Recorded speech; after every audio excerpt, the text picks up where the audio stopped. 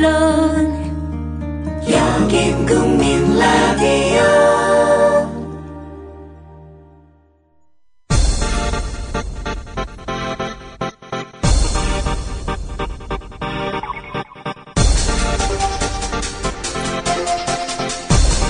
조성훈의 뉴스바.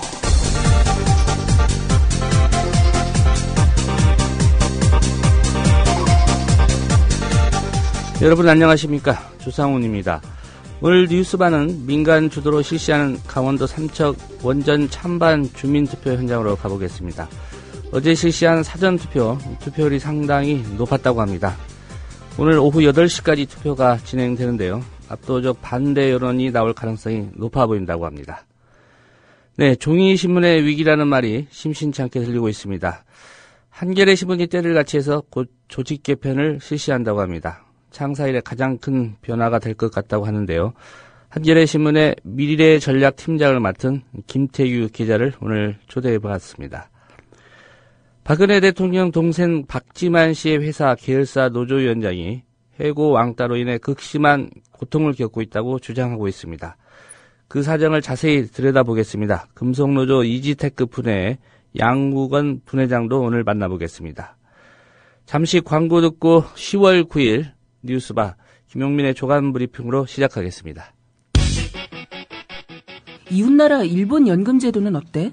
2012년 기준으로 일본은 모든 국민에게 기초연금 77만 원을 지급하고 노동자에게는 별도로 후생연금 208만 원을 주고 공무원들에게는 공무원연금 282만 원을 지급한대. 그럼 국민들에게는 기초연금 77만 원에 208만 원을 더해서 285만 원을 주는 거네. 그렇지. 일본은 공적연금만으로 노후생활 70%를 책임져 주는데 우리나라는 사적연금과 국민연금 모두 합해서 노후생활 보장률이 30%밖에 안 돼. 그래? 우리나라와 일본 차이가 많이 나네? 국민 여러분, OECD 국가 중 공적연금 수준이 가장 낮은 나라가 일본입니다. 공무원연금을 낮출 게 아니라 국민연금을 공무원연금 수준으로 높여야 합니다. 공적연금 강화, 국민 여러분과 함께 만들어가겠습니다. 전국 공무원 노동조합. 조합원 스토리텔링님 신청 광고입니다. 겨울철 벨미 과메기 맛있게 드셨어요? 포항 죽도시장 상인협동조합에서 이번에는 간장게장을 내놓아요. 살아있는 암꽃게로 만들어 살이 탱탱한 명품 간장게장. 미디어 협동조합원께는 아주 저렴한 가격으로 모시고 배송비를 따로 받지 않습니다. 010-9896-8282 010-9896-8282 검색창에서 죽도락을 검색하세요. 밥도둑 망도둑 내 사랑 간장게장. 뭐 드시겠습니까? 잠깐만요. 야, 10월달에 신촌에서 뭐 재밌는 거 한다며. 그 개쩐다는 페스티벌. 맞아요. 페스티벌 3. 2014 페스티벌 3. 그게 뭡니까? 뮤지션들 18팀이 펼치는 뮤직 페스티벌. 언제? 어디서? 10월 25일 토요일. 신촌 연세로 차 없는 거리에서 오후 2시부터 하루 종일. 노래만 하는 거야? 아니요, 거리 퍼포먼스랑 만화가들의 캐릭터처 아트마켓도 열린대요. 가만히 있지 않겠다는 사람들 다 모여. 제목이 뭐라고요? 2014 페스티벌 3. 많이 놀러오세요. 살균탈취제 요즘 많죠. 향기도 다양하고 성분도 다양한데 우리 아이들 방에 그냥 뿌리기에는 마음에 좀 걸려요. 향기는 좋은데 안심해도 되는 건가요? 아이들이 얼마나 민감한데요. 우리 아이들 방에 뿌리는 건 안심하고 믿을 수 있어야 될 것 같아요. 이제 우리 아이 방을 자연 휴양림으로 만들어주세요. 피톤치드 캡슐 톡톡. 강력한 천연 항균은 기본. 피톤치드의 향기로움을 더해 기억력과 집중력을 향상시킵니다. 베개에 톡톡, 이불에 톡톡. 피톤치드와 함께 편안한 잠자리 톡톡. 검색창에 네이처 아이를 검색해보세요. 전국 약국에서도 판매 중입니다. 냄새 좋지? 엄마, 냄새 좋아.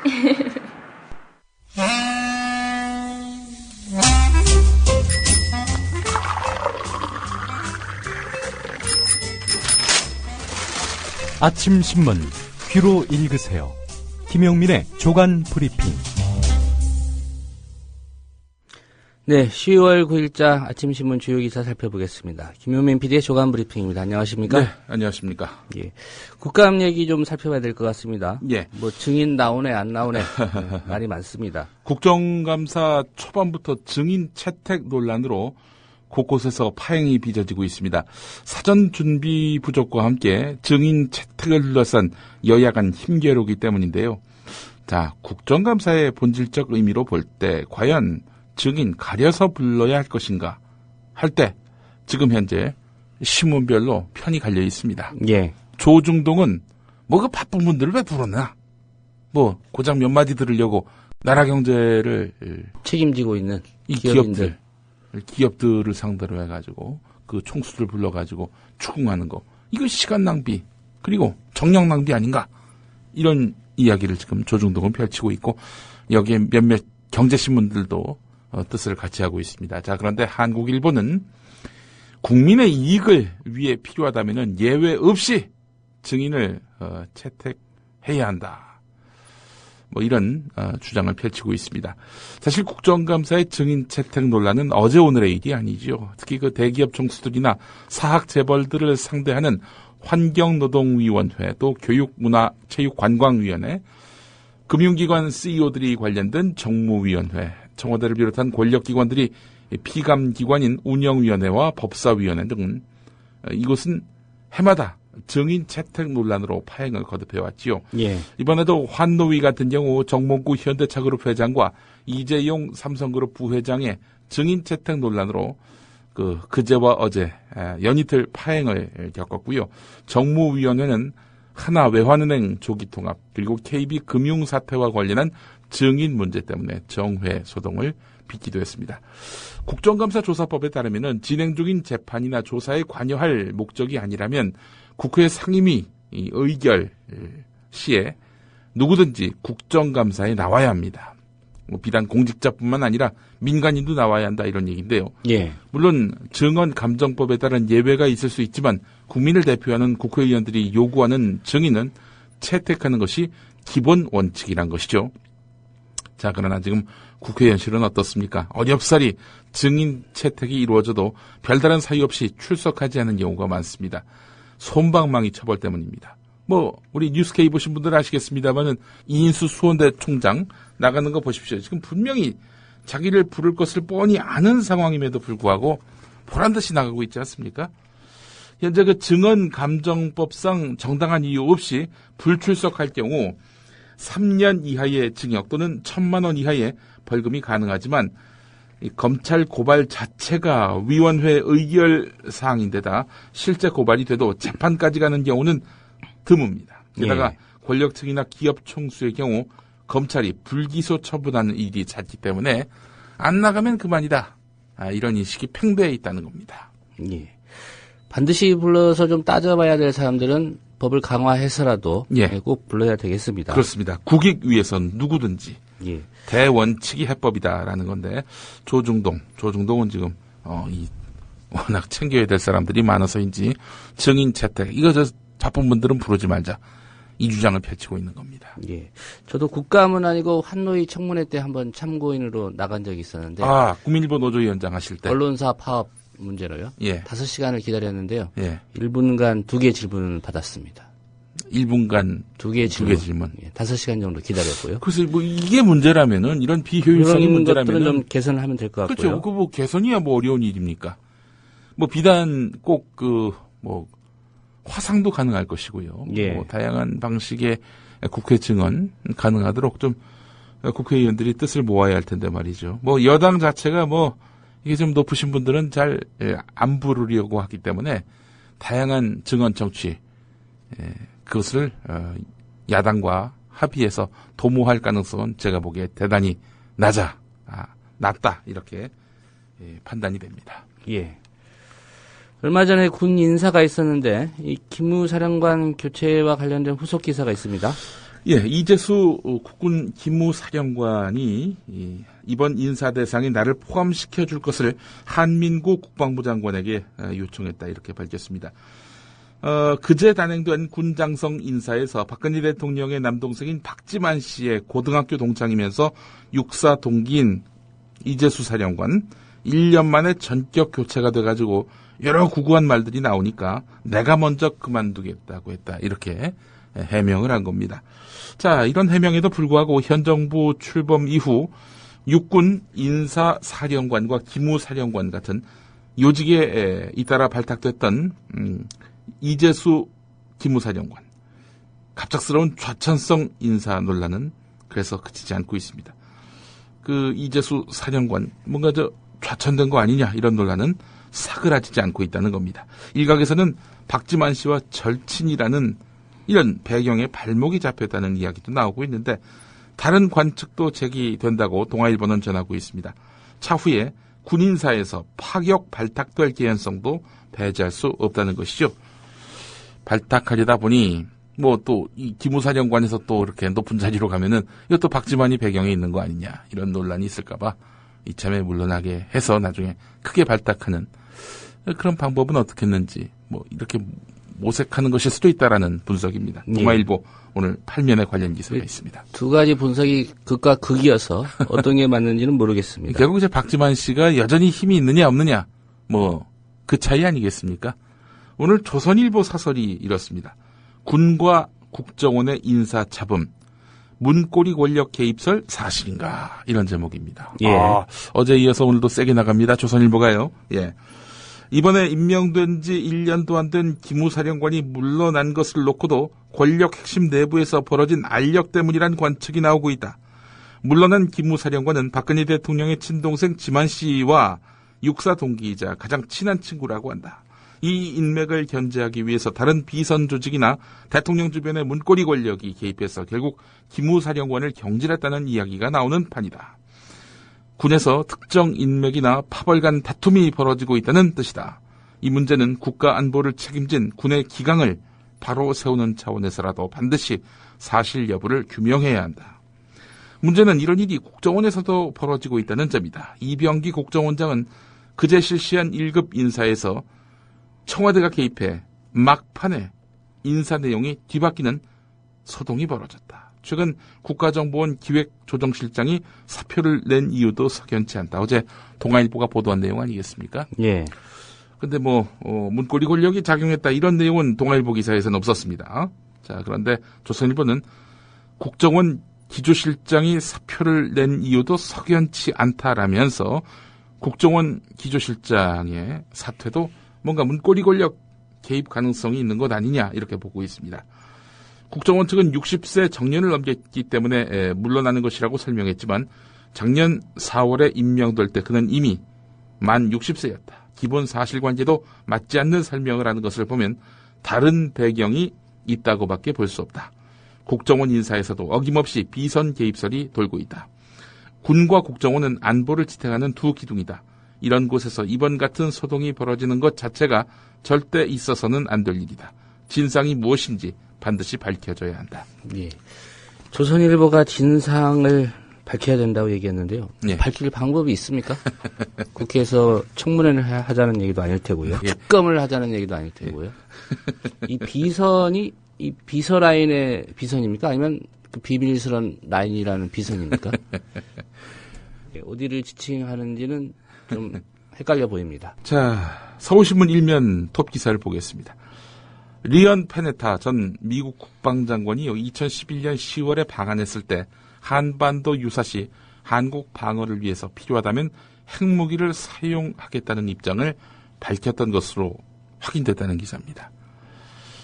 전 장관이죠. 페네타 전 장관은 최근에 낸 그 회고록 갑진 전투들에서 당시 김관진 국방부 장관 등 한국 고위 당국자들과의 면담 내용을 소개하면서 북한이 침략할 경우 남한을 방어하기 위해 필요하다면 핵무기를 사용하는 것을 포함해서 한반도 안보에 대한 우리의 오랜 공약을 확인했다 이렇게 밝혔습니다. 예. 그 김관진 장관은 정권을 넘어서 지금 청와대 국가안보실장으로 있죠.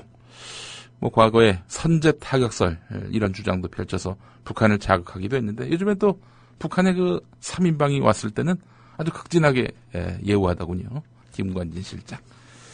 그러니까 미국이 한반도에서 핵을 쓸 생각을 하고 있었다. 이 점이 확인됐다는 점에서 놀랍기도 합니다. 만약에 북에다 핵 쏘면은 전쟁이 끝납니까? 또 다른 핵이 또 반격 차원에서 발사가 될 것이 분명하고요. 한반도는 말 그대로 초토화가 될 것이 불을 보듯 뻔합니다. 자, 검찰의 사이버 사찰 관련한 소식으로 넘어가 보겠습니다. 동아일보 16면을 보니까요. 미국발 뉴스인데 주목됩니다. 트위터가 미국 정부의 온라인 사찰의 반기를 들고 나섰습니다. 트위터는 아시는 대로 미국 기업 아니겠습니까? 예. 미국 정보기관의 감시 활동 내용을 사용자에게 구체적으로 공개할 수 있게 해달라, 이런 소송을 제기한 것입니다. 말하자면 이런 거죠. 네이버가 우리 국정원을 상대로 해가지고 당신들 어떻게 사찰하고 있는지 다 공개하라 라면서 한국 정부, 박근혜 정부를 상대로 해서 소송을 거는 것과 같다. 이렇게 봐도 될 것입니다. 그러면은 우리 정부 같은 경우 가만히 있겠습니까? 너 죽고 싶냐? 이렇게 나올 것이 너무나 불을 보듯 뻔한데. 소송을 제기를 안 하겠죠. 소송 제기까지 안 가죠. 예. 귀찮게 시간 걸리고 말이죠. 예. 자, 그런데 미국 트위터는 미국 법무부와 연방수사국 FBI를 상대로 해서 소송을 제기했습니다. 정보기관이 요청해온 내역을 자세히 공개하지 못하게 제한한 것은 언론과 표현의 자유를 보장한 수정헌법 1조를 침해하는 것이다, 이렇게 밝혔는데, 온라인 사찰 내역, 이것을 공개할 수 있도록 허용하라, 이런 소송을 제기한 것입니다. 미국 시민자유연맹이라는 시민단체가 있는 모양이죠. 여기 법무담당 부국장이 한 말이 있습니다. 다른 IT 기업들도 트위터의 선례를 따르기 바란다. IT 기업들은 정부의 광범위한 감시로부터 사용자의 민감한 개인정보를 보호할 의무가 있고, 그들의 정보가 어떻게 이용되고 공유되고 있는지도 솔직해져야 한다, 이렇게 말을 했다는 것입니다. 예. 자, 미국은 이렇고요. 한국 상황으로 넘어가 보겠습니다. 국회 법제사법위원회의 서울고법에 대한 국정감사에서 카카오톡 감청 문제가 핵심 주제로 다뤄졌습니다. 국민일보 8면 기사인데요. 새정치민주연합 임내현 의원은 통신 감청 영장은 심각한 사생활 침해를 초래할 수 있는 만큼 법원은 면밀히 법리 검토를 거쳐서 영장을 발부해야 한다, 이렇게 지적하기도 했습니다. 자, 이런 가운데 다음 카카오 측은요, 카카오톡에 대한 감청 요청이 2013년 86건, 2014년 상반기에 61건 해서 총 147건이 있었다라고 밝혔는데요. 자, 다음 카카오는 공식 블로그에다가 사과문을 올렸습니다. 감청 영장에 의한 수사 협조 요청이 들어오면 영장에 기재된 기간의 메시지를 통상 3일에서 7일 단위로 모아서 제공했다 라면서 저장된 메시지를 제공하는 것이지 실시간 감청은 기술적으로 불가능하다.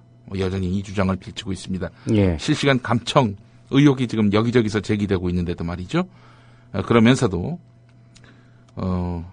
최근에 검열, 영장 등의 이슈에 대해서 진솔하게 말씀드리지 못해서 사과의 말씀을 드린다, 이렇게 밝혔습니다. 그러니까 카톡에 대한 감청 따위는 없다, 이렇게 그동안 주장해 왔거든요. 근데 사실상 거짓말이었다, 이거 시인한 거죠? 그렇죠. 작년부터 147건이 있었다라고 하니 이건 시인한 거 아닙니까, 거짓말을. 고객의 입장에 서 있는가, 아니면 권력기관 입장에 서 있는가, 다음 카카오의 현재 지표를 보여주는 그런 사과문이라 하겠습니다. 자, 관련한 기사가 여러 신문에도 실렸는데요. 한겨레도 사면에서 관련한 내용을 다루고 있습니다. 예. 결국 다음 카카오 대표가 국감에 참고인으로 출석을 하는군요. 예, 그렇습니다. 중앙일보 기자 출신의 이서구 대표 아닙니까? 한편 실시간 감청이 있다, 이렇게 밝힌 김인성 전 한양대 컴퓨터공학과 교수도 국정감사 참고인으로 출석할 것으로 보입니다. 예. 경향신문 11면으로 가보겠습니다. 검찰이 박근혜 대통령의 7시간 행적 의혹을 소개한 산케이신문 가토다시아 전 서울지국장을 결국 기소했습니다. 국정 최고 책임자를 비판했다는 이유로 외국 언론사의 기자를 출국 금지까지 하면서 시작된 이번 수사는 처음부터 무리라는 지적이 많았다. 경향신문이 이렇게 보도하고 있습니다. 이호중 서강대 법학전문대학원 교수가 한 말이 있는데요. 공익적 목적을 위한 의혹 제기였기 때문에 가토 전 지국장이 명백히 허위라고 인식하고 있었다고 입증하기 어려워 보인다. 그러면서 보도 내용도 박근혜 대통령의 사생활에 국한된다고 보기에는 경계가 불분명하다 이렇게 지적을 했는데 세월호 사건 당일 박근혜 대통령의 7시간 행적과 직결되고 이것은 대통령의 공적 임무 수행과도 맞닿아 있는 그런 문제이기 때문이란 것이죠. 공직자 개인에 대한 악의적이거나 현저히 상당성을 잃은 것으로 평가되지 않는 한 곧바로 공직자 개인에 대한 명예훼손이 된다고 할 수 없다는 대법원의 판례도 있습니다. 한편 일본은 즉각 반발하고 나섰는데요. 외무상은 보도의 자유, 일한 관계에 대한 문제이기 때문에 매우 유감스럽다라면서 이 문제를 외교 쟁점화하고 있는 양상이고요. 산케이 신문 역시 사장 명의로 발표한 성명에서 강력하게 항의하며 신속한 기소처분 철회를 요구한다. 이렇게 밝혔습니다. 예. 판을 굉장히 크게 벌렸네요. 박근혜 정부가. 공은 법원으로 넘어갔으니까 예. 법원이 어떤 판단을 할지 또 지켜봐야 될 것 같습니다. 예. 한 가지 좀 주목할 기사가 또 있는데 세계일보 11면에 나와 있는 기사입니다. 형사사건을 심리하는 재판부가 직권으로 구속영장을 발부한 건수가 지난해 처음으로 검찰 청구에 따른 영장 발부 건수를 앞지른 것으로 조사됐습니다. 자, 이것은 무엇을 의미하느냐? 세계일보는 사법부가 지속적으로 강조하고 있는 불구속 재판이 정착되고 있다는 의미다. 이렇게 해석이 되고 있는데 말이죠. 법원과 검찰의 그 갈등, 영장 결과를 둘러싼 법원과 검찰의 갈등을 나타내는 지표 아니냐. 이런 분석도 있습니다. 자, 이 얘기는 뭐냐면은 갈수록 영장 청구 발부 건수는 줄어들고 있습니다. 그러다 보니까 검찰이 그 구속영장 청구를 많이 안 하고 있다는 것이고요. 법원이 이건 아무래도 구속수사가 필요하다라고 이제 판단해서 직권으로 이제 영장을 집행하는 그런 사례가 더 많아졌다는 겁니다. 법원의 영장 집행 건수도 점점 줄고 있는 양상인데 검찰이 확실하게 영장 청구를 줄이고 있다. 이런 이야기가 되겠습니다. 세월호 유족들 빼고. 예, 세월호 유족들은 그냥 술 마시고 나서 거리에서 붙은 그런 일과적인 다툼이었는데 구속영장 청구 때리지 않았습니까? 예. 예. 검찰의 영장 청구 기각률도 한번 따져볼 필요가 있을 것 같습니다. 글쎄 말입니다. 가을 대학 축제가 막바지에 접어든 가운데 일부 대학이 일간 베스트 논란으로 홍역을 앓고 있습니다. 대학가에 따르면 숙명여대 학내 게시판에는 지난 6일부터 2인조 밴드 소심한 오빠들과 함께한 이번 축제 예산이 궁금하다라는 대자보가 게시됐는데요. 숙명여대 축제 기간 동안에 공연한 소심한 오빠들은 앨범 재킷에다가 김치녀 같은 이런 여성 비하적 표현을 사용했습니다. 이런 사람들을 부르느냐라는 것이 이제 이 게시물의 주장의 요체인데요. 김치녀는 남성에게 금전적으로 지나치게 의존하는 한국 여성을 비하하는 표현이고요. 일베에서 주로 쓰입니다. 네. 숙명여대 총학생회는 세심하게 고려하지 못한 점에 대해서 죄송하다 이렇게 사과 입장을 밝혔다고 하는데요. 자, 또 서울대 축제 기간에도 일베 논란이 불거졌죠. 3일한이라는 팀이 관악 게임 리그 결승전에 나왔는데 3일한은 뭐냐면은 북어와 여자는 3일에 한 번씩 패야한다라는 말의 줄임말로 이것도 역시 일베에서 주로 사용하고 있는 것입니다.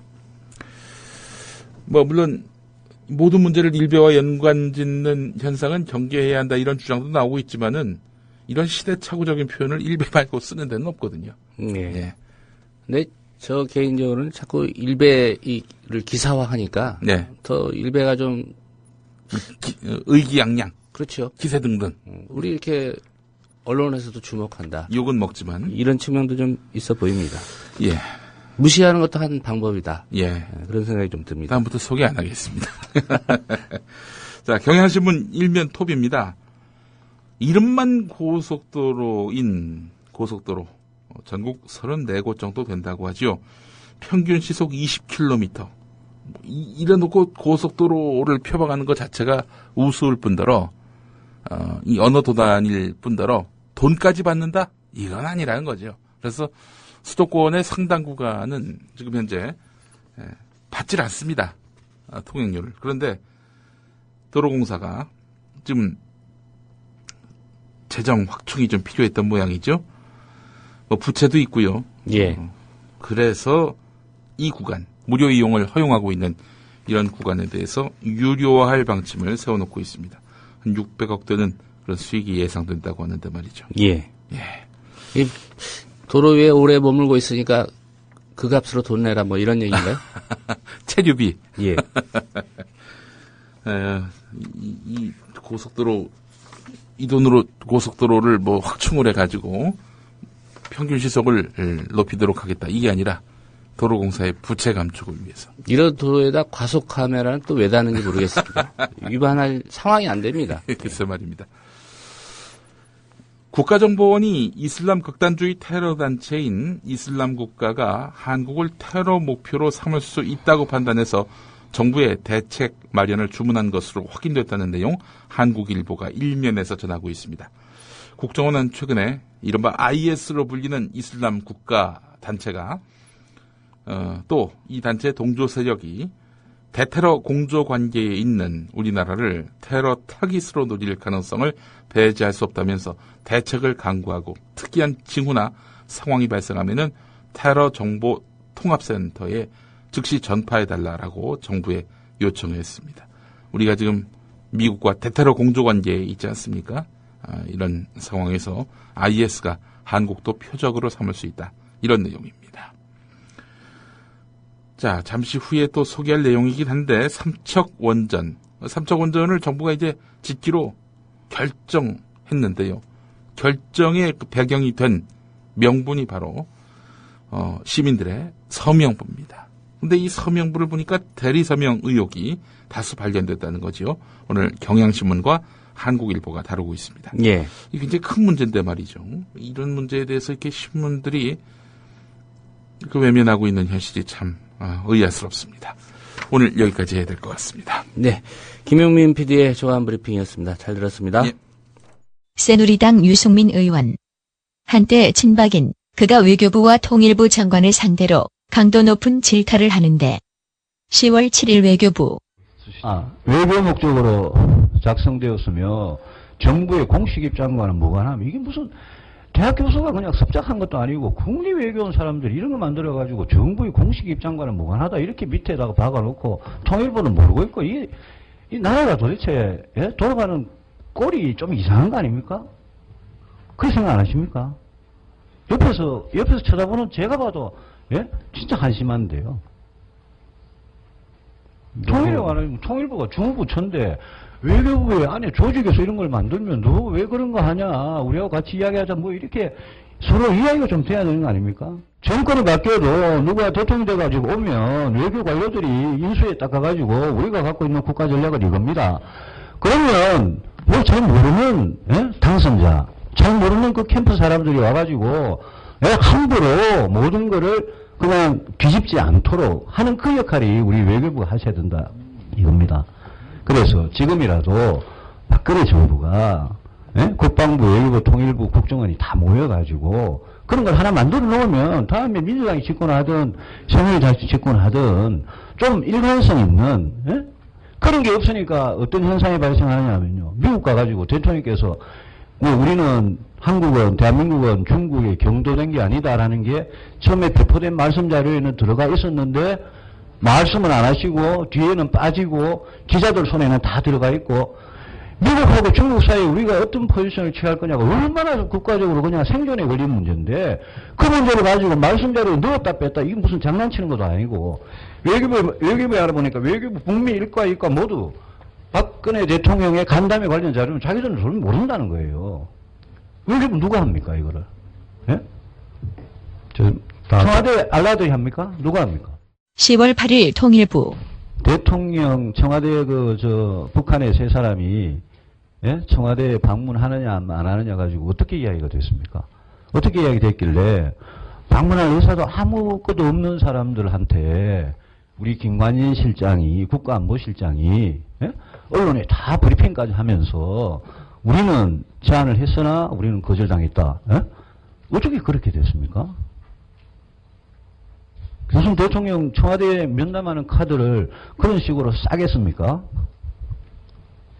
그거 좀 잘못된 거 아닙니까? 그래서 제가 맨날 물밑 대화를 좀 하시라고 그러잖아요. 물밑 대화 그거야말로 접촉이죠, 접촉. 예? 접촉을 좀 자주 하셔가지고 이런 일이 발생을 안 하도록 해야 되는 거 아닙니까? 그 NSC에서 무슨 일이 있었길래 그렇게 순진하게, 예? 제안하고 그렇게, 예? 무시당하는 그런 일이 발생을 합니까? 그럼 보상의 사람들이 잘못된 거 아닙니까? 어떻게 생각하십니까? 지금 뭐 이제 보는 각도에 따라서 좀 다르게 볼 수 있다고 봅니다. 뭐가 달라요, 뭐가? 그러니까 그것을 우리가 요청을 했는데 거절당했다 이렇게 말씀하시는 아까도 말씀하셨는데 그냥 뭐 그쪽에서 양해를 구했다 이런 말씀하셨는데요. 그게 거절 당한 거지 뭡니까? 그러니까 그게 하고 이제 어가. 남의 집에 누가 놀러 왔는데 니 우리 아버지한테 인사드리고 가라 하는데 내가 시간이 바빠서 그냥 간다 이런 거 아닙니까 지금? 예? 이게 이제 워낙 갑작스럽게 이루어지나. 워낙 갑작스럽게 이루어졌으니까 사전에 물밑 접촉도 아무것도 없고 그러니까 그냥 화닥닥 거려가지고 우리 국가안보실장, 외교부 장관, 통일부 장관, 비서실장 이런 양반들 다 모여가지고 예? 기껏 짜낸 꾀가 요렇게밖에 안 되냐 이거예요. 다음에 그러면 북한에도 또 와가지고 예?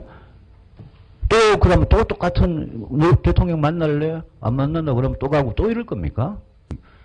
국립외교원은 정부 일부입니다. 정부 기구. 예? 정부 기구예요. 국립외교원은 어떻게 연구기관입니까? 아니, 그러니까 외교부 밑에 있는 연구기관에서 만든 걸로 제가 알고 있습니다. 이 사람들 외교부 조직 안에 들어와 있는 사람들이에요.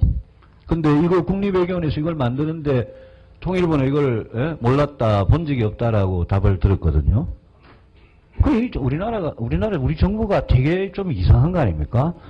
외교부 안에 있는 국립외교원은 그것도 2040, 왜 2040인지 난 뭐 전혀 이해가 안 되는데, 2040 통일한국 비전 보고서를 만드는데, 통일부는 뭐 전혀 모르고 있고, 대통령께서 뭐 1년 반 동안 뭐 칸맥이 없애라라고 그렇게 말씀하시는데, 왜 칸맥이가 이렇게 심합니까? 한때 친박. 그가 겨냥하는 대상은 과연 누구일까? 장관들? 아니면 얼라들? Breaking news regarding the United States is lowering. 출근길 국제뉴스 브리핑 장혜림의 월드 리뷰.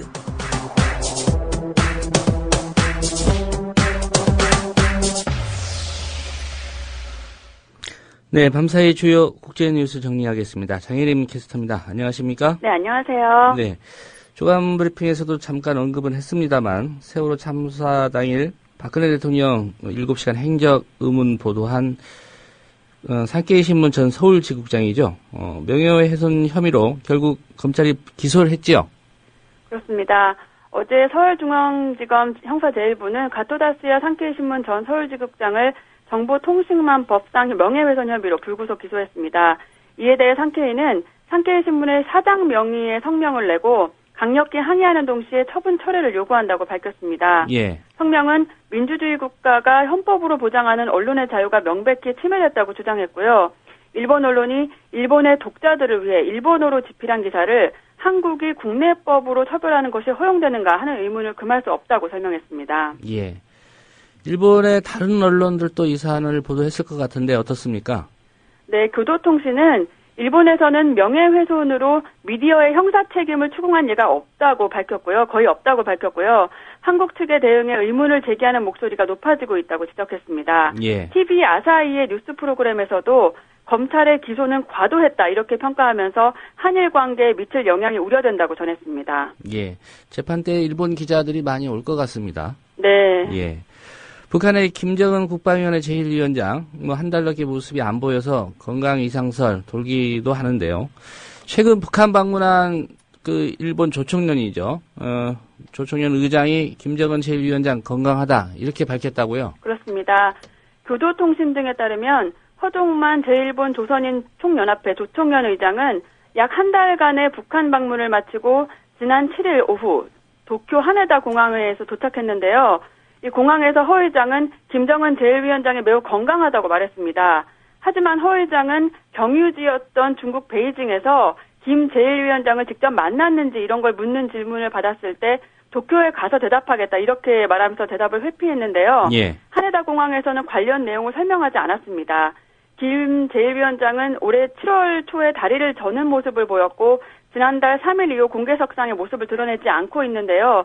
외신들은 내일 열릴 노동당 창건기념일에 김 제1위원장이 참석할지 이것에 주목하고 있습니다. 예. 트위터가 미국 정부 상대로 소송을 제기했다는 소식, 예, 조간 브리핑에서도 짚어봤었는데 좀 더 내용을 살펴보겠습니다. 어떤 내용입니까? 네, 트위터는 미국 정부가 사용자 정보 제공 요청과 관련해 표현의 자유를 침해했다며 소송을 제기했습니다. 정부의 감시 활동 내역을 이용자들에게 구체적으로 공개할 수 있게 해달라고 요구한 건데요. 예. 미 법무부 장관과 미 연방수사국 FBI 국장 등이 피고로 적시됐습니다.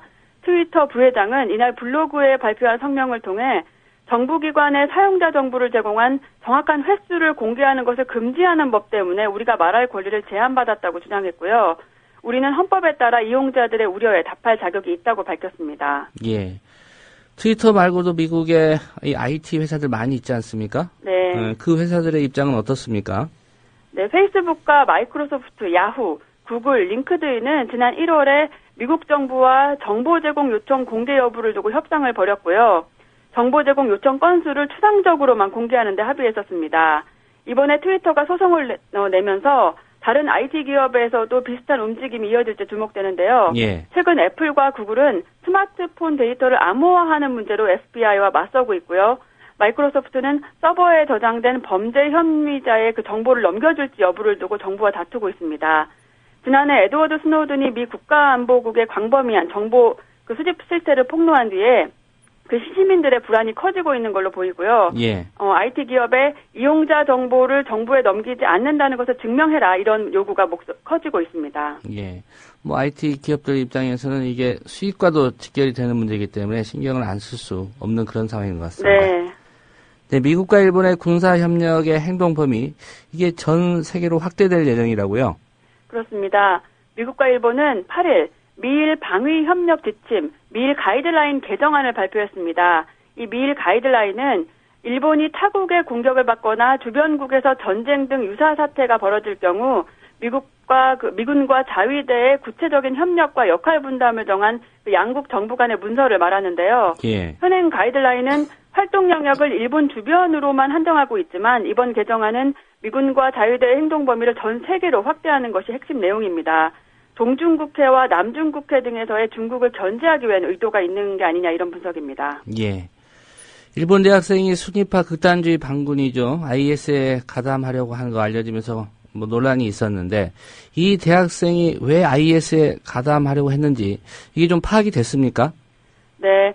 IS 가담을 계획한 혐의로 조사를 받은 26세 일본 대학생이 취직이 되지 않아서 IS 참여를 결심했다고 진술했다고 아사히 신문이 어제 보도했습니다. 예. 이 보도에 따르면 홋카이도 대학을 휴학 중인 이 남성은 지인 여러 명에게 자살하고 싶다거나 시리아에 가서 죽겠다고 말했었고요.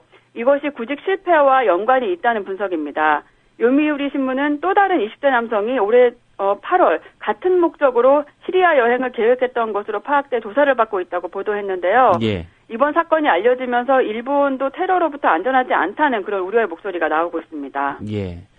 영국에서는 IS와 관련된 테러를 모의한 사람들이 적발됐다고 하죠? 그렇습니다. 가디언과 더 타임즈 등 영국 언론들은 경찰이 현지 시간으로 7일 오전 런던을 상대로 테러를 계획한 용의자 4명을 체포했다고 보도했습니다. 체포된 용의자들은 모두 나이가 20세 혹은 21세이고요. 예. 이 중 최소 1명은 시리아를 여행한 적이 있고 IS와 연계된 것으로 알려졌습니다. 영국이 IS 격퇴를 위해 이라크 공습에 참여하면서 영국 내 테러 발생에 대한 우려도 커지고 있는데요. 더 타임스에 따르면 최대 600명의 영국인이 시리아 반군에 가담하기 위해 시리아를 여행한 것으로 추정되고요. 이 중 일부는 온라인 메시지를 통해 영국으로 귀국하면 테러 기술을 사용하겠다고 밝혔습니다.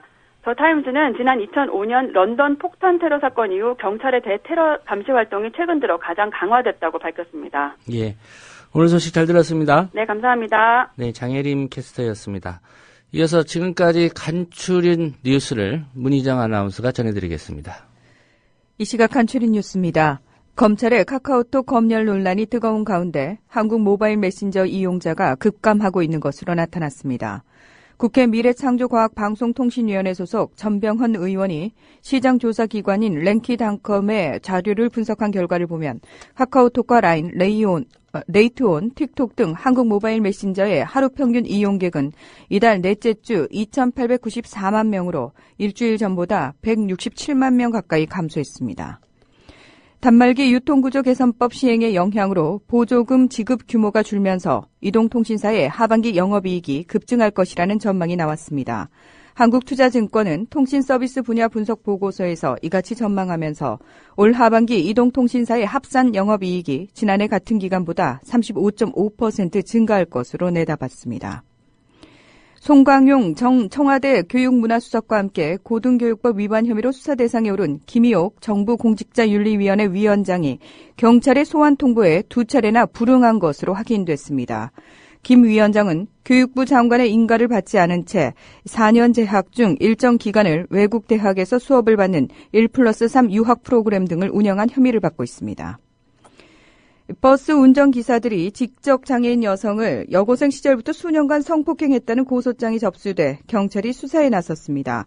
경기지방경찰청 성폭력특별수사대는 안성 모 운수업체 소속 버스기사 4명이 지적장애를 앓고 있는 23살 여성 A씨를 성폭행했다는 고소장을 접수해 수사하고 있다고 밝혔습니다. 국내 대형마트 3사가 유통매장에 내놓는 상품의 70% 이상을 서울과 경기 지역에서 공급받는 것으로 나타났습니다. 이처럼 대형마트에 납품하는 업체 분포가 수도권에 편중된 것은 서울과 경기 지역에 상품 생산 업체가 집중된 탓도 있지만 대형마트에서 지역 업체에 납품 기회를 주는데 인색하기 때문이라는 지적이 나오고 있습니다. 지금까지 간추린 뉴스였습니다.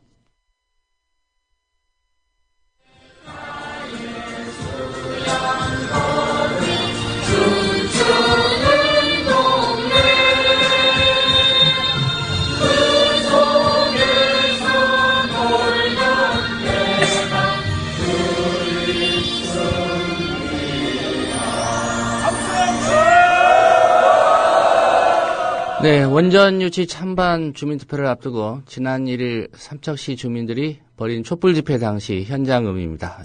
인터넷 언론이죠. 민중의 소리가 촬영한 건데요. 잠시 들어보셨습니다. 동요 고향의 봄이 투쟁가로 변한 그런 상황입니다.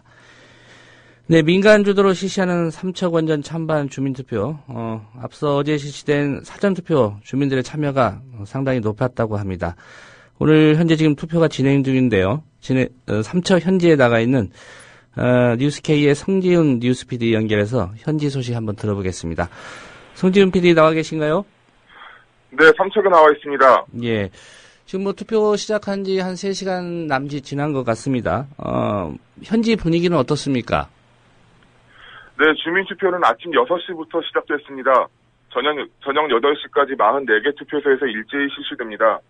지난달 말까지 투표인 명부 작성을 위해 개인정보 제공 동의서를 제출한 4만여 명 시민 외에도 주민등록증과 운전면허증 등 신분증을 지참하는 시민이면 누구나 지정된 투표소에서 자유롭게 투표에 참여할 수 있습니다. 예. 그러니까 개인정보 제공 동의서를 제출하지 않았더라도 신분증 갖고 나오면 투표할 수 있는 그런 상황이군요. 네, 그렇습니다. 예. 어제 사전투표에 많은 주민들이 참여했다고 보도가 되고 있습니다. 어느 정도였습니까? 어제 아침 9시부터 12개 읍면동과 강원대 삼척 2개 캠퍼스 등 총 14곳에서 실시된 사전투표의 열기가 매우 높았습니다. 자원봉사자들로 구성된 주민투표 관리자들은 투표소를 찾은 주민들이 본인 확인 절차를 거친 뒤 투표가 원활하게 이루어질 수 있도록 안내했습니다. 삼척 원전 유치 찬반 주민투표관리위원회는 투표인 명부 등재자 38,814명 중 이날 5,216명이 사전투표에 참여해 사전투표율만 13.4%를 기록했다고 밝혔습니다. 오늘 본투표 개시 이후 7시 현재 1,228명이 더 투표해서 16.6%의 투표율을 보이고 있습니다. 총 유권자 5,400명 중 투표인 명부에 3,760명이 등재한 원전 예정부지 지역 근덕면 주민들도 아침 일찍부터 투표에 참여했습니다. 주민투표 관리 관계자는 사전투표 참여율이 지난 6.4 지방선거 투표 때보다 다소 높은 것으로 나타나고 있다고 말해 높은 투표율 예상치를 가늠할 수 있게 합니다. 예.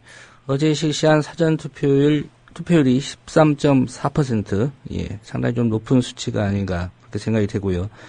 현지에서 주민들 많이 만나보셨을 텐데 주민들 반응은 어떻습니까? 어제 강원도민 일보와 인터뷰한 한 시민은 이제 우리들은 다 살았지만 후손들은 깨끗한 곳에서 살 수 있도록 하기 위해 투표에 참여하게 됐다면서 살아서 주민투표라는 것을 처음 해보지만 지역 발전을 위해 의미 있는 투표였으면 좋겠다고 말했습니다. 예. 오늘 많은 언론들이 좀 다룬 문제긴 한데요. 2011년 5월이었죠. 강원도 삼척시가 시민 절대 다수가 원자력 발전소 유치에 찬성한다. 이 근거로 국회에 제출한 서명부가 있었는데 이 서명부가 조작됐다. 이런 의혹이 제기됐죠. 어제 국회 산업통상자원위 소속 정의당 김재남 의원이 삼척 원전 유치 찬성단체가 국회와 청와대 등지에 제출한 12권 분량의 삼척시 원자력 클러스터 구축을 위한 발전소 유치 찬성 서명부를 살펴본 결과 동일인이 일괄 사인한 것으로 의심되는 사례가 다수 발견됐다고 밝혔습니다. 예. 김 의원은 또 주소와 생년월일이 빠져서 서명인이 누구인지 알 수 없는 경우와 심지어 동그라미만 친 서명부도 나왔다고 말했습니다.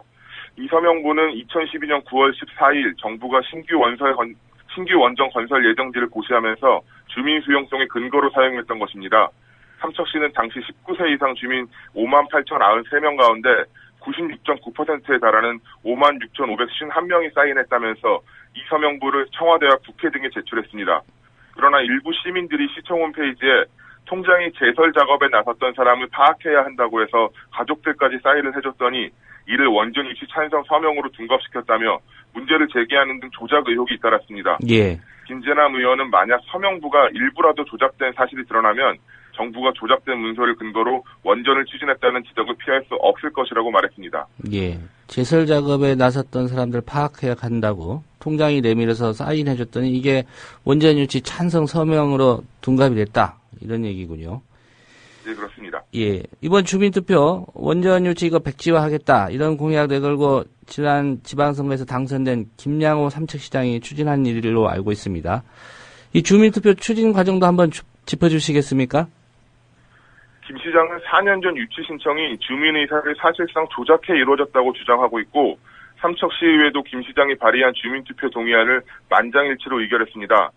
하지만 삼척시 선거관리위원회는 주민투표 위탁 사무를 거부했습니다. 원전 입주에 관한 사항은 국가사무여서 주민투표의 대상이 될 수 없다는 정부의 입장을 따른 조치였습니다.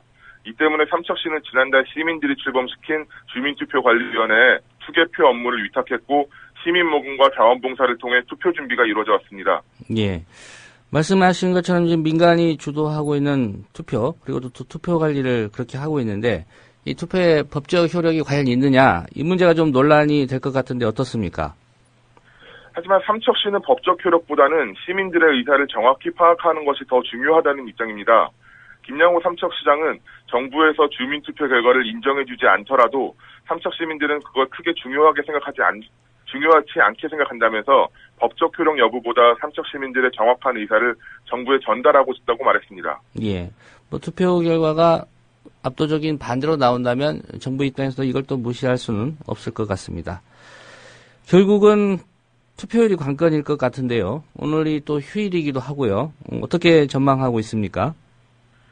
앞서 말씀드린 것처럼 주민투표관리위원회는 현재까지 주민투표에 동의하고 개인정보를 제공한 시민이 38,799명으로 집계했습니다. 투표소 현장에서 개인정보 제공을 하고 투표에 참여할 수 있는 시민까지 고려할 때 이번 주민투표의 총 유권자가 4만 명 정도로 추산됩니다. 예. 이는 삼척시 전체 유권자 6만 명의 3분의 2에 해당합니다. 삼척시는 주민투표 유권자 4만 명 중에 2만 명이 투표에 참여할 경우 선관위가 실시하는 일반 주민투표 이상의 명분을 확보할 수 있다고 보고 있습니다.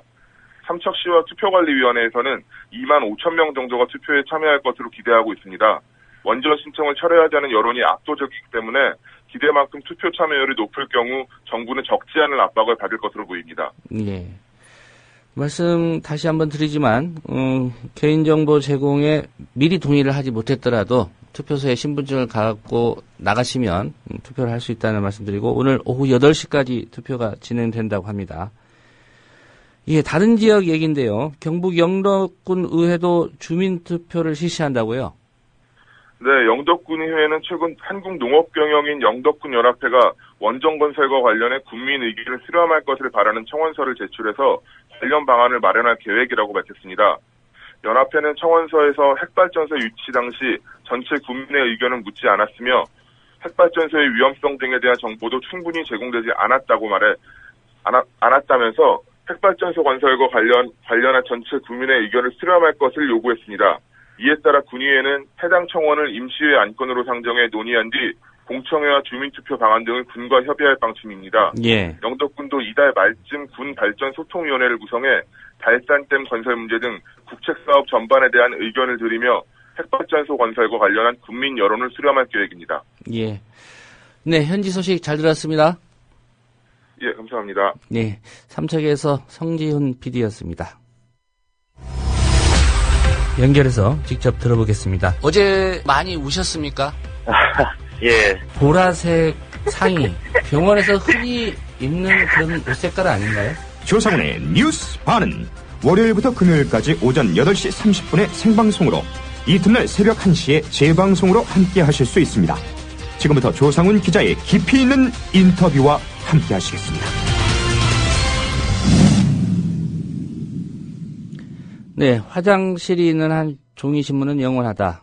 미국 시카고 선타임즈의 부회장을 역임한 마크 호능이 한 얘기입니다. 요즘 어떻습니까?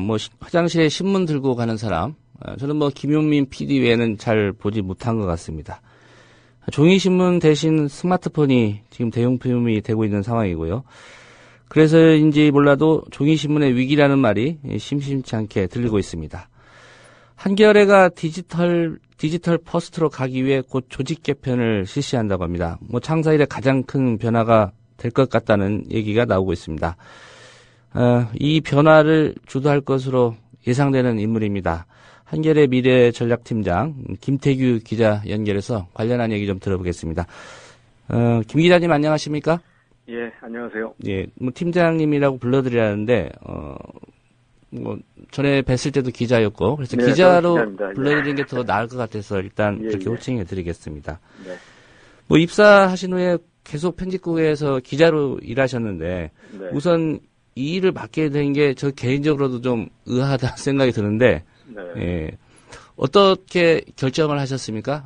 또 회사에서 제안이 있었을 것 같고 본인이 응낙해야 맡을 수 있는 일 같은데요.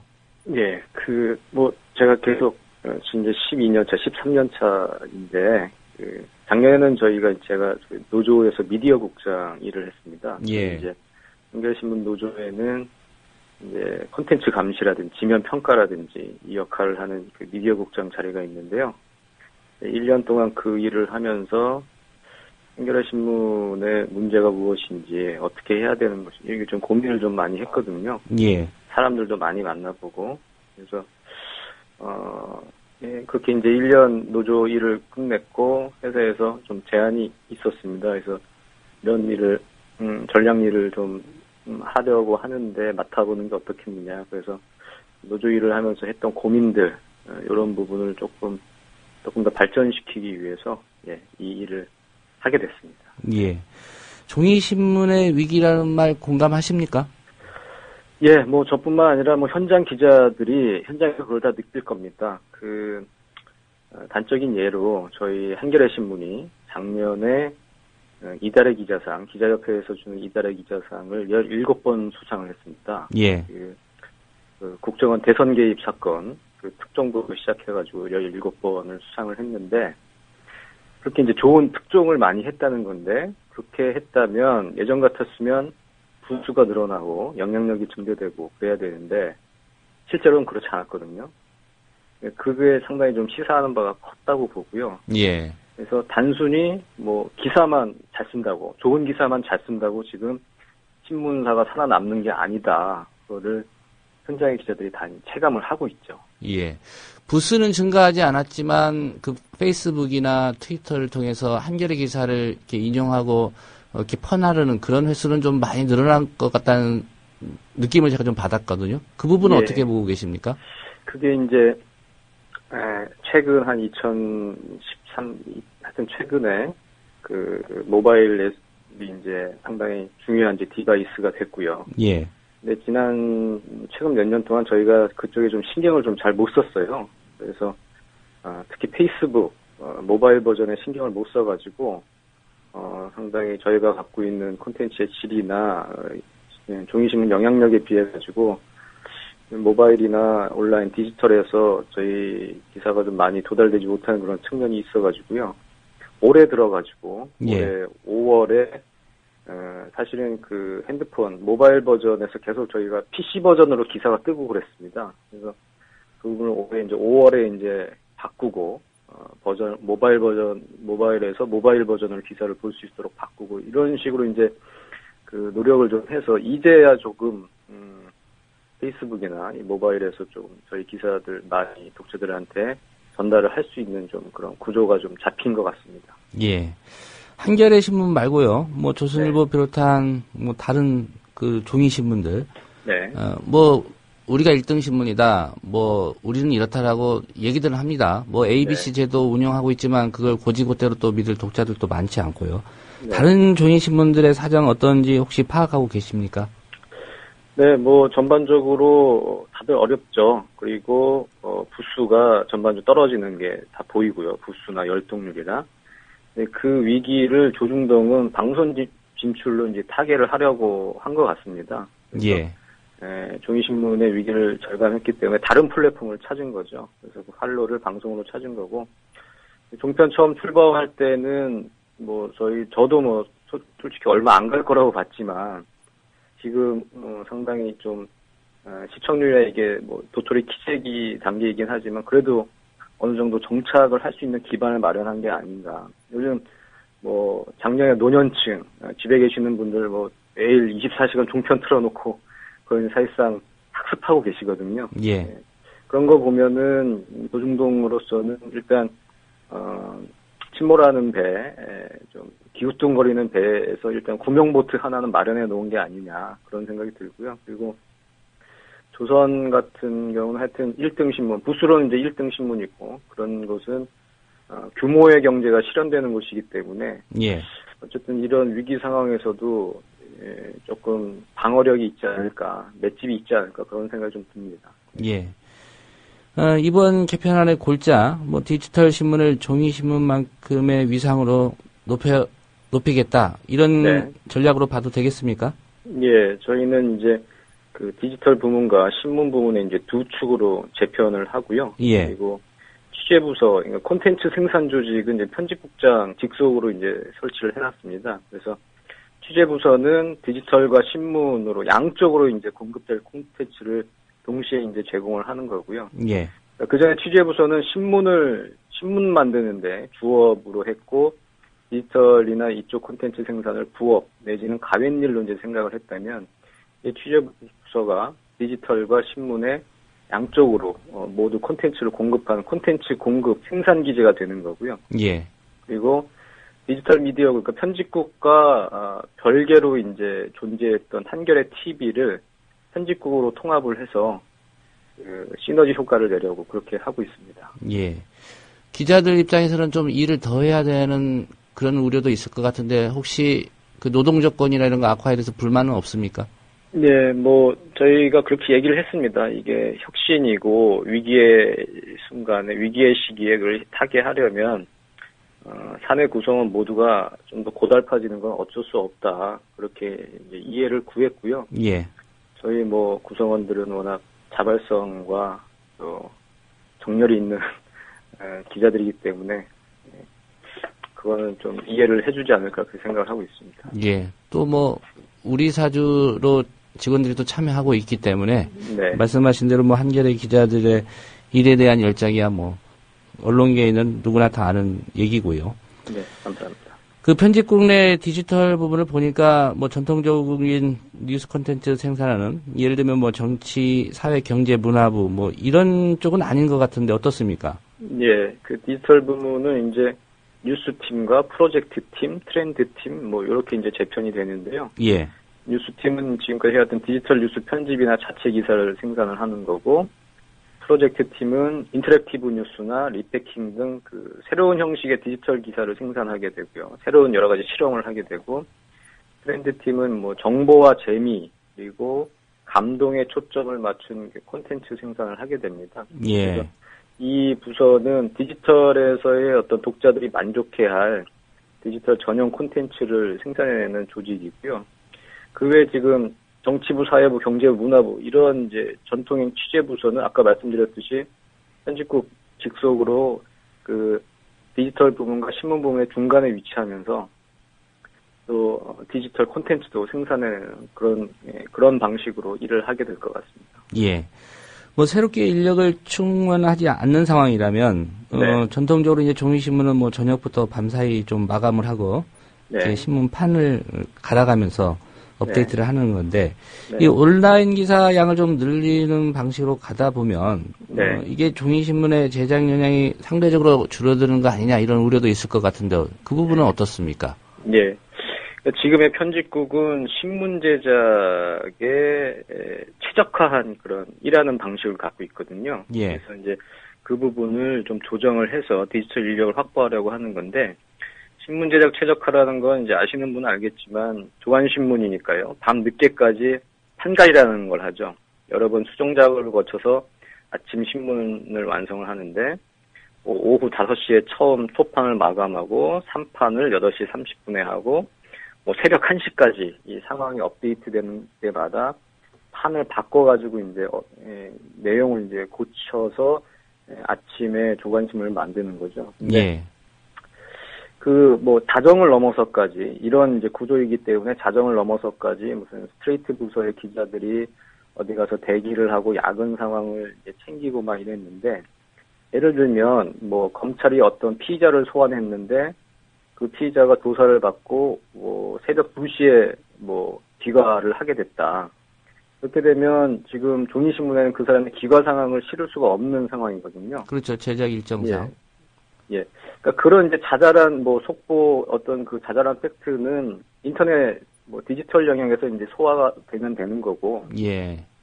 그러면은 그런 부분을 신문이 담아낼 수 없다는 것을 이미 독자들은 알고 있습니다. 그리고 그런 자잘한 팩트들은 디지털에 다 소화가 되고 있는 거기 때문에 그런 거를 자잘한 팩트 하나까지 담기 위해서 기자들이 새벽까지 철야를 하고 그 다음날 쉬고 막 이런 야근 상황이라는 것이 이제 종이신문을 만드는 이제 최적화한 그런 상황인데요. 그런 부분의 어떤 야근 상황을 좀 걷어내고, 예. 그래서 그렇게 해서 남은 인력으로 그렇게 이제 인력이 이제 남게 되고 그 인력을 디지털로 이제 역량을 집중해서 하게 되면은 디지털의 종이 신문의 질을 저하시키지 않는 상황에서 우리가 디지털도 잘할 수 있게 되는 게 아닌가 그렇게 생각을 하고 있습니다. 예. 보도를 보니까 면수도 좀 줄인다고 그렇게 알려졌는데요. 네. 그 부분 좀 궁금하고요. 예. 그러면 독자들 입장에서 이거 우리가 제공받는 정보량이 상대적으로 줄어드는 거 아니냐 이런 네. 얘기도 할 수 있을 것 같고 네. 또 이게 지면이 광고와도 연결이 되기 때문에 네. 수익이나 이런 부분은 고려를 안 하셨는지 그 부분도 예. 좀 궁금한데요. 예. 저희가 지금 36면 체제에서 그 32면으로 이제 감면을 하려고 합니다. 근데 그 2013년에 언론 수용자 의식 조사를 보면요. 그 정기 구독자의 경우는 하루에 신문을 평균 35분을 보는 걸로 나타났고요. 예. 전체 수용자들을 보면 평균 신문을 보는 시간이 하루 12분입니다. 그러니까 신문을 처음부터 끝까지 정독하는 독자는 많지 않고 관심 가는 부분만 이렇게 부분 이제 발췌해서 본다는 얘기인데요. 지금 워낙 이제 정보를 접할 수 있는 통로가 많기 때문에 그런 결과가 이제 나타나는 거죠. 예. 신문은 양보다 이제 질이 중요하다 봅니다. 이런 상황이기 때문에. 그래서 저희는 알차고 강한 신문을 지향합니다. 그래서 단편적인 뉴스는 가급적 디지털 영역에 맡기고 신문에는 준비된 기사, 그리고 깊이 있고 맥락을 알 수 있는 기획 기사나 탐사 보도의 비중을 늘리려고 하거든요. 예. 월요일에 월요 리포트라고 해서 1면과 종합면 2개 면을 할애를 해서 준비된 기획 기사를 내보내고 그렇게 해서 이제 의제를 설정하고 물론 이제 세상을 뒤흔드는 스트레이트 특종이나 이건 기본적으로 저희가 항상 현장에서 기자들이 열심히 취재를 해서 저희가 그렇게 특종을 할 것이고요. 이런 식으로 해서 이제 지면 양은 줄어들지만 어떤 정규 구독자들에게는 훨씬 더 알차고 그런 기사를 제공하려고 하고 있습니다. 예. 광고 부분에 있어서는 지면이 줄어든다고 해서 지금 전반적으로 신문 광고 시장이 지금 줄고 있는 상황이기 때문에 지면 자체가 준다고 해서 광고를 하려고 지금 줄 서 있는 상황이 아니어서 그 문제에서는 크게 문제는 없을 것 같습니다. 예. 지면은 그렇게 강화한다고 말씀하셨고요. 네. 또 여러 그 기자협회 보도 내용을 보니까 네. 온라인에서 좀 소위 말하는 잘 먹히는 기사, 네. 예를 들면 뭐 연예 뉴스 같은 이런 연상화된 컨텐츠도 확대하겠다 그런 방향이 네. 좀 일으켜지는데, 네네. 글쎄요, 지면 말고 또 온라인으로 이제 이런 기사를 접하는 또 한겨레 독자 중에는 네. 우리가 한겨레에서 연예 기사 보려고 한 건 아니었는데 이런 네. 생각, 또 네. 그런 면에서 이제 그 한겨레 뭐 언론 신뢰도 조사하면 항상 좀 수익권으로 나오니까요. 예. 이런 부분이 좀 부정적으로 비춰지지 않을까라는 걱정을 하는 독자들도 있을 것 같은데, 네네. 그런 염려는 안 하시나요? 예. 그 부분은 그렇습니다. 지금 건전한 상식을 가진 시민들, 뭐 나라를 걱정하고 뭐 이런 분들도 예를 들면 드라마 정도전을 보고 그리고 슈퍼스타 K의 곽진원이나 김필이 노래를 정말 잘하더라 이런 얘기들을 하거든요. 예. 그래서 그 수용자 중심, 공급자 중심이 아니고 수용자 중심으로 생각을 하면 독자가 궁금해하는 부분을 기사로 쓸 수 있다. 그렇게 생각을 합니다. 그래서 우리가 생산하는 기사를 아주 단순하게 분류를 하면 한겨레가 원하는 기사가 있고 독자들이 원하는 기사가 있다고 생각을 하는데요. 예. 한겨레가 원하는 기사는 어떤 사회 모순이나 어떤 부조리나 이런 것을 이제 파헤치는 기사, 이런 거를 이제 독자들이 좀 읽어줬으면 하는 거고, 근데 그런 부분을 저희가 강요를 할 수가 없는 거거든요. 강요를 할 수가 없고, 그래서 일단은 독자들이 원하는 기사, 아까 얘기했던 그런 원하는 기사를 저희가 디지털 기사로 소화를 하면서 그분들이 들어와서 이런 연예 기사나 이런 기사들을 보면서 저희가 만들어 놓은 여러 가지 심혈을 기울여서 쓴 어떤 그 무거운 주제의 기사들, 소득 불평등의 문제나 정치 권력, 자본 권력의 문제들을 함께 읽어주길 바라는 겁니다. 예. 그래서 어찌 보면 또 이제 그 어떤 그 연예 기사나 이런 것들도 저희가 무슨 어뷰징을 하거나 말도 안 되는 기사를 쓰는 게 아니라 예를 들면 뭐 레이디스 코드의 교통사고가 있었다면 그것이 보여주는 어떤 아이돌 세계라든지 아이돌 그 문화의 어떤 문제점이라든지 그다음에 이 노동 조건의 문제라든지 이런 부분을 함께 또 짚어주는 게 있기 때문에요. 예. 한겨레가 쓰는 어떤 그런 콘텐츠는 한겨레는 재미없다라는 어떤 선입견을 가진 한겨레 비독자들을 끌어들여가지고 우리가 만든 다른 콘텐츠를 함께 볼 수 있게 하는 어찌 보면 미끼 상품이 될 수 있다. 저희는 그렇게 판단을 하고 있습니다. 예. 뭐 정확한 이해가 될지 모르겠지만 최근에 그 허재현 기자, 네. 우리 아버지는 차승원 집 경비 아저씨였다. 네. 이 기사도 큰 화제가 되는데 예를 들면 뭐 이런 식으로도 접근할 수 있다. 그런 얘기도 그렇습니다. 좀 들립니다. 예. 예, 조선일보가 나름대로 좀 변화된 환경에 적응하기 위해서 한참 전에 프리미엄 서비스라는 거 시작을 했습니다. 네. 결국은 이게 일종의 유료화인데, 네. 뭐 남의 회사 얘기는 합니다만 성공했다고 보시는지 좀 여쭤보고 싶고요. 네. 한겨레 입장에서 온라인 수익 구조 확대 이런 거 고민하고 계시는지도 좀 여쭤보겠습니다. 예. 조선 프리미엄 서비스 정확한 성과는 알 수가 없지만은 그렇게 그리 성공적인 것 같지는 않습니다. 그리고 지금 한국에서는 특히 온라인 콘텐츠는 공짜라는 인식이 강해서 일단 온라인 유료화 지금까지 나와 있는 온라인 유료화 모델이 아직까지 성공하기는 어려울 것 같고요. 예. 저희 유료화 구상이나 이런 것은 일단은 여러 가지 이제 구상을 연구는 하고 있습니다. 연구를 하고 있고, 일단은 저희가 가지고 있는 역량을 최대한 발휘를 해서, 온라인에서 어떤 광고라든지 그런 부분, 광고 단가를 조정을 해서 저희 영향력을 높여가지고 광고 단가를 조정해서 광고 수익을 높이는 방법은 이제 단순한 방법이고요. 예. 뭐 네이티브 애드라든지 뭐 이런 부분도 이제 연구를 하고 있고, 그리고 저희는 이제 한겨레 종이신문 정기 독자들이 참 소중한 분들이에요. 이런 상황에서도 저희 종이신문을 받아보신다는 건 정말 감사한 일인데, 이분들에게 이제 서비스를 강화하는 쪽으로 생각을 하고 있습니다. 예. 지금 저희가 모바일에서 제공하고 있는 뉴스 가판대, 한겨레 가판대 같은 경우는 종이신문 독자들에게 이제 무료로 그걸 또 제공을 하고 있고, 그래서 저희가 갖고 있는 여러 가지 서비스, 콘텐츠를 기반으로 한 여러 가지 서비스를 종이신문을 구독을 하시면 이것도 같이 받아볼 수 있습니다. 이런 혜택이 있습니다. 이런 식으로 해서 종이신문 독자를 함께 늘려가는 방식으로 그렇게 생각을 하고 있고, 온라인 유료화나 이런 부분은 상당히 신중하게 검토를 하고 있습니다. 예.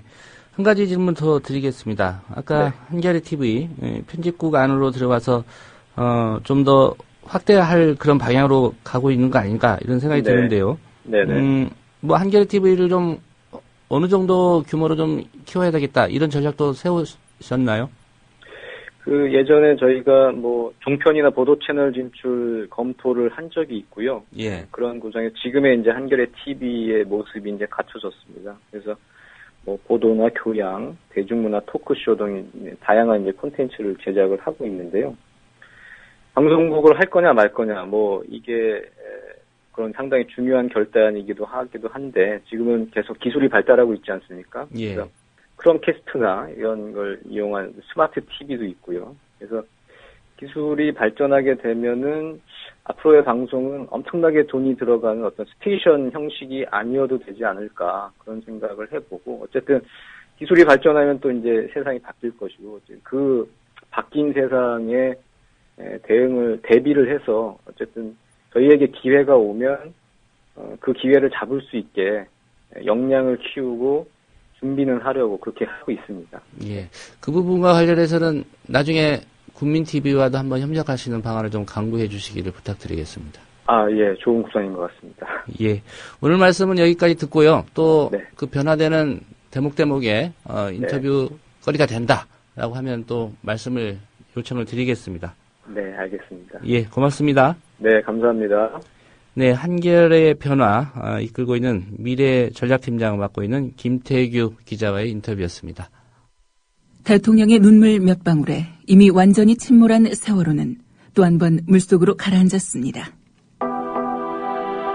수학여행을 가던 길이었는데 정말 다행스럽습니다. 전원이 다 구조됐다는 소식, 이 소식 전해드립니다. 군 당국은 해군 함정들은 물론이고 육군과 공군까지 동원 가능한 모든 전력을 침몰 사고 현장에 급파했습니다.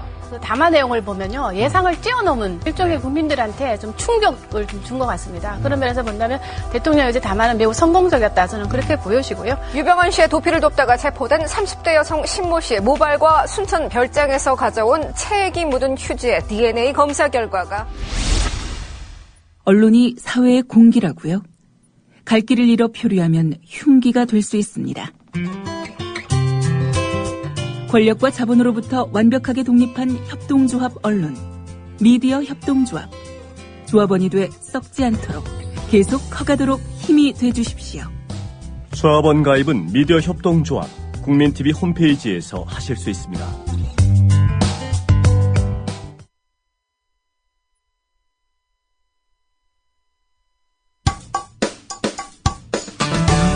미디어 협동조합 사무국장 조상훈 기자가 진행하는 국민라디오 아침 시사 프로그램 조상훈의 뉴스바와 함께하고 계십니다.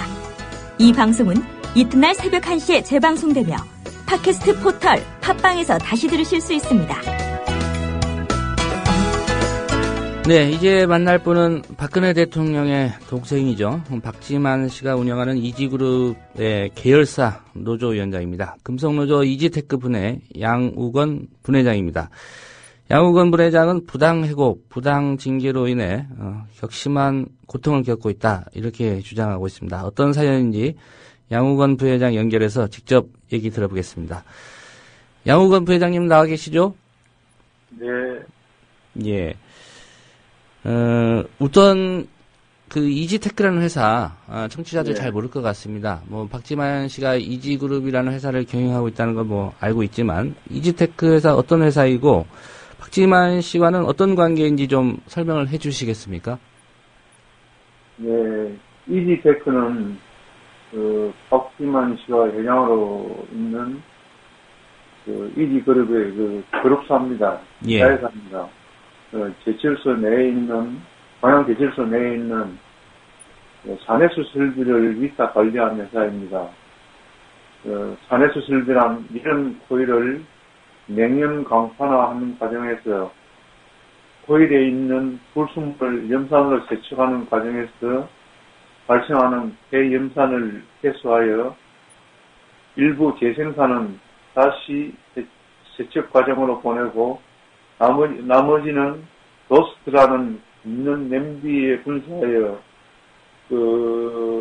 650도의 열에 의해서 분사하면은 로스트 내 열 반응에 의해서 산화철이라는 결정체가 탄생합니다. 예. 이것을 받아서 포장하는 회사입니다. 예. 그러니까 그 이지그룹이 있고 지금 박지만 씨가 이지그룹의 최대 주주이면서 회장을 맡고 있고요. 네. 계열사가 보니까 이지메탈, 이지테크, 이지포텍 이렇게 한 3개 정도 있는 것으로 나와 있는데 그 중에 하나인 이지테크의 지금 노조 분회장을 맡고 계신 거죠, 양수 선생님이. 네. 예. 미디어 오늘 보도를 보니까 130일 동안 아무 일도 회사가 안 시키면서 자리만 지키겠다. 결국 뭐 이거 나가라는 얘기 아니냐 이런 얘기 해주셨는데 회사로부터 부당한 처우를 받고 계시다고 말씀하고 계십니다. 혹시 그 이유가 뭐라고 회사가 설명을 하던가요? 단지 노동조합이라는 이유 하나입니다. 예. 그리고 이 모든 과정은 포스코가 무노조 정책에 의해서 그렇게 이루어지고 있습니다. 한마디로 포스코의 지배 개입이지요. 예. 그러니까 포스코의 하청을 받아서 주로 매출을 일으키다 보니까 이 포스코의 어떤 경영 방침에 따라서 여기도 영향을 받고 있다. 그렇게 말씀하시는 건가요? 네네. 예. 이 노조 활동하시면서 해고당하신 적도 있고요. 뭐 복직을 네네. 받았지만 지금 상황이 그렇게 좋은 상황은 아닌 걸로 알고 있습니다. 해고는 어떤 이유로 해고가 된 겁니까? 제가 해고당한 것은 2010년 10월 29일부터 2011년 2월 14일까지 한 115일간요. 예. 아무런 업무도 주지 않고 사무실 한쪽에 책상 앞에 앉혀놓고 아무 일도 안 시켰어요, 저한테. 그리고 상부에서 직원들에게 나하고는 이야기도 하지 말고 회사 밖에서도 만나서 밥도 먹지 말고 술도 같이 먹지 말라고 지시가 내려져서 직원들이 나하고 회사에서 눈 맞추는 것도 꺼려했습니다. 예. 그로 인하여 스트레스를 받고 불면증, 두통, 우울증이 심해서 2011년 1월 16일 날 병원에 간다고 조퇴를 요청하니 조퇴가 불가하다고 하였습니다, 회사에서. 예. 그래서 저는 도저히 견디지 못해서 119를 불러가지고 병원으로 가서 치료를 받았습니다. 이러한 이유로 인사위원회에 회부되어 정지기결 처분을 받았습니다. 예. 그런데 회사는 정지기간에 계속 출근하라고 내용 증명서를 보내왔습니다. 정직이라는 건 직원의 신분이 정지되기 때문에 회사에 안 나와도 되는 상황 아닌가요? 그렇죠. 그런데 회사 취업 규칙에 보면은 정직 기간에 출근은 할 수 있으나 직무에 종사하지 못하며 책임과 권한을 행사할 수 없다라고 규정되어 있습니다. 예. 그런데 회사는 정직 기간에 출근하지 않았다는 이유로 강형퇴직이라고 징계를 내렸습니다. 법원에서는 대부까지 이 부분에 대해서 부당해고라고 판결을 내렸습니다. 예. 문제는 복직을 하셨는데 복직 이후의 상황이 별로 달라진 게 없다 이런 말씀인 거죠? 네네. 오늘은 쉬는 날인데 혹시 출근하라는 말 안 했습니까? 오늘은 지금 집에 있습니다. 예, 오늘 출근 안 해서 혹시 또 징계받는 건 아닌지 해서요. 예, 그런 건 아닙니다. 예, 그 복직 이후에 지금 그럼 회사에서는 어떻게 지내고 계십니까?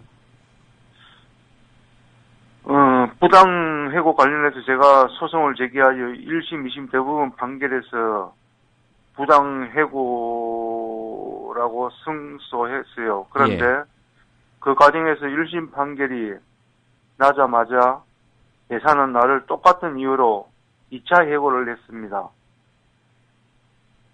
그리고 회사는 고용관계 부존재 소송이라는 나는 그 회사에 고용관계가 없다. 예. 네, 그런 사유로 또 소송을 제기했습니다.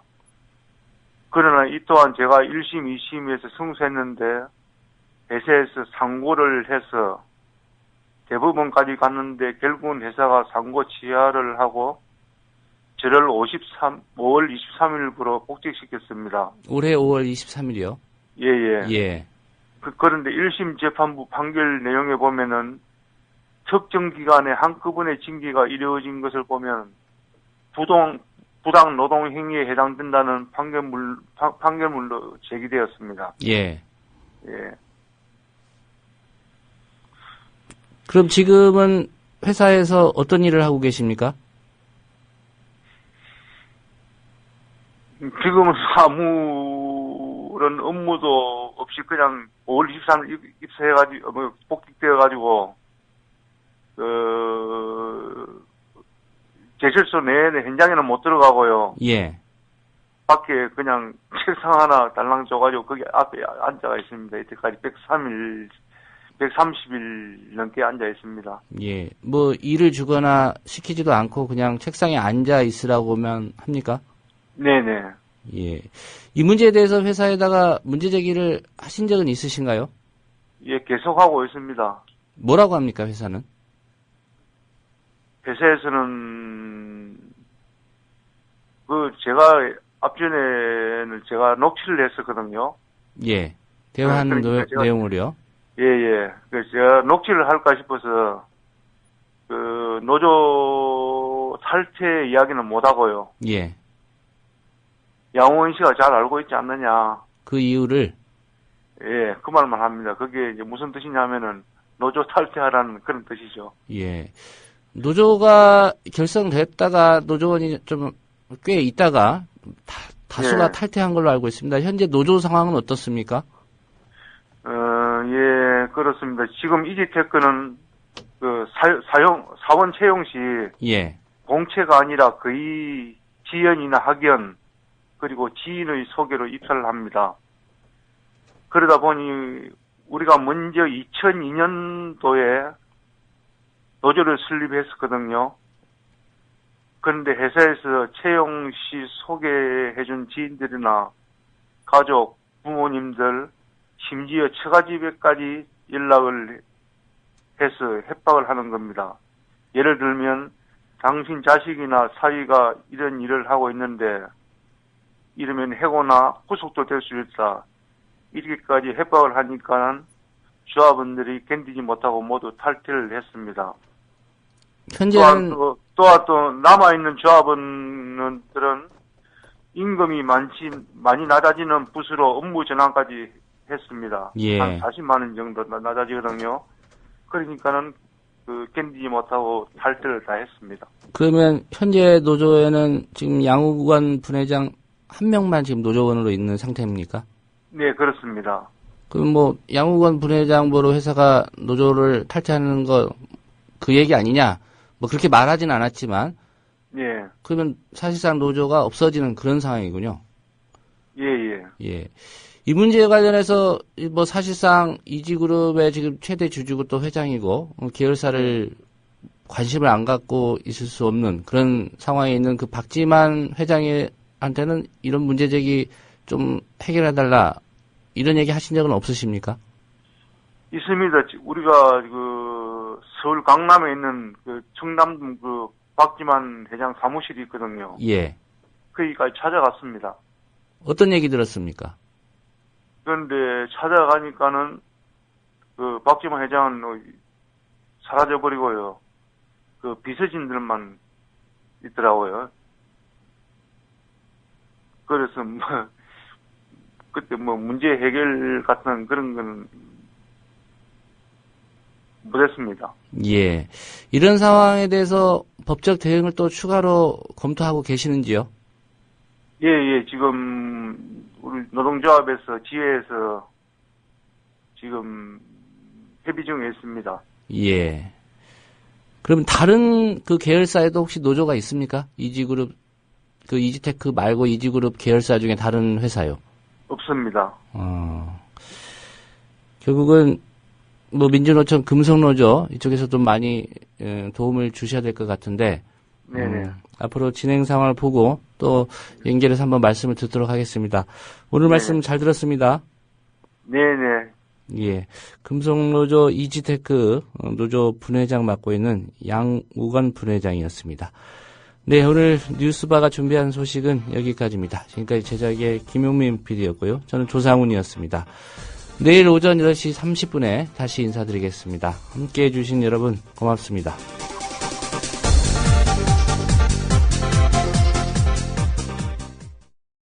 조합원 여러분, 미디어 협동조합 국민TV 사무국장 조상훈입니다. 지난 1년 국민TV는 여러분의 출자금으로 운영됐습니다. 라디오 방송을 유지하는데도 돈이 들 테니 월 조합비를 받아가라고 재촉하는 분들도 계셨습니다. 하지만 그럴 수 없었습니다. TV 방송을 시작하고 받는 게 도리라고 판단했기 때문입니다. 어려운 재정 상황을 무릅쓰고 마침내 2014년 4월 TV 방송을 시작했습니다. 이제 국민TV의 지속과 확장이 필요합니다. 여러분의 월 조합비 납부가 있어야 가능한 일입니다.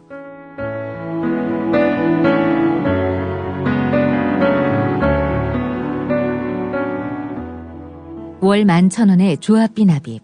조합원 여러분의 많은 동참을 바랍니다. 자동 납부는 미디어 협동조합 홈페이지 국민.tv 또는 서울전화 3144-0933, 서울전화 3144-7737로 신청하실 수 있습니다. 조합원 여러분, 언론혁명의 끝까지 함께해 주십시오. 자부심으로 보답하겠습니다.